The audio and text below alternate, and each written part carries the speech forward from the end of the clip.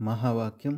మధురమైన పిల్లలు, మీరు అనంతమైన తండ్రి వద్దకు వికారుల నుండి నిర్వికారులుగా అయ్యేందుకు వచ్చారు.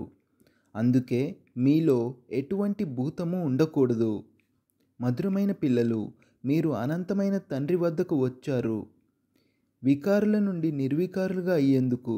అందుకే మీలో ఎటువంటి భూతము ఉండకూడదు. ప్రశ్న: మొత్తం కల్పమంతటిలోనూ చదివించినటువంటి ఏ చదువును తండ్రి మీకు ఇప్పుడు చదివిస్తున్నారు? మొత్తం కల్పమంతటిలోనూ చదివించిన అటువంటి ఏ చదువును తండ్రి ఇప్పుడు మీకు చదివిస్తున్నారు?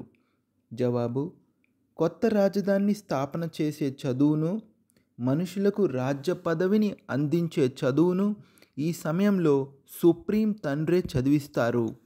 ఈ కొత్త చదువు మొత్తం కల్పమంతటిలోనూ చదివించడం జరగదు. ఈ చదువు ద్వారానే సత్యయుగ రాజధాని స్థాపన అవుతుంది.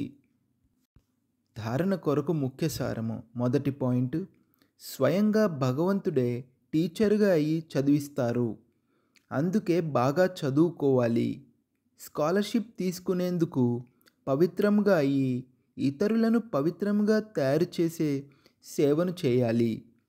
రెండో పాయింట్: లోపల కామము, క్రోధము మొదలైన భూతాలు ఏవైతే ప్రవేశించి ఉన్నాయో వాటిని తొలగించి వేయాలి. లక్ష్యము, ఉద్దేశాన్ని ఎదురుగా ఉంచుకొని పురుషార్థము చేయాలి. వరదానము: మాయ నీడ నుండి బయటకు వచ్చి స్మృతి అనే ఛత్రఛాయలో ఉండే నిశ్చింత చక్రవర్తి భవ. మాయ నీడ నుండి బయటకు వచ్చి స్మృతి అనే ఛత్రఛాయలో ఉండే నిశ్చింత చక్రవర్తి భవ. వివరణ: ఎవరైతే సదా తండ్రి స్మృతి అనే ఛత్రఛాయ కింద ఉంటారో వారు స్వయాన్ని సదా సురక్షితంగా అనుభవం చేసుకుంటారు. మాయ నీడ నుండి రక్షింపబడేందుకు సాధనము తండ్రి ఛత్రఛాయ. ఛత్రఛాయలో ఉండేవారు సదా నిశ్చింత చక్రవర్తులుగా ఉంటారు. ఒకవేళ ఏదైనా చింత ఉన్నట్లయితే సంతోషము మాయమైపోతుంది.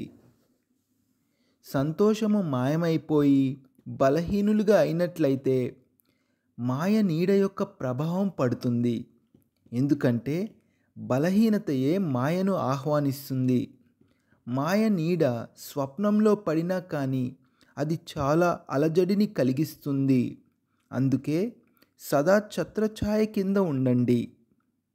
బాబా ఛత్రఛాయ కింద ఉండండి. స్లోగన్: వివేకము అనే స్క్రూ డ్రైవర్తో నిర్లక్ష్యము అనే లూజ్ స్క్రూను టైట్ చేసి సదా అలర్ట్గా ఉండండి. వివేకము అనే స్క్రూ డ్రైవర్తో నిర్లక్ష్యము అనే లూజ్ స్క్రూను టైట్ చేసి సదా అలర్ట్గా ఉండండి. ఓం శాంతి.